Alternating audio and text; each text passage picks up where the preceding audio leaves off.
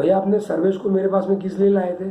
क्या क्या तकलीफें थी उसको मेरे पास में लाने से पहले? उसको श्वास की बीमारी थी, छाती में कफ था और उसके नाक के अंदर की एक नली का थोड़ी सी हड्डी ये थी, सांस लेने में तकलीफ होती थी। बड़ी थी? हाँ बड़ी थी। और खाना बहुत कम थी, वेट भी कम था।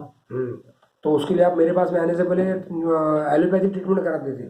नहीं, कहीं पर नहीं किए। अच्छा, मेरे पास में आने से पहले नहीं, कहीं गए नहीं? नहीं। डायरेक्ट मेरे पास में? हाँ।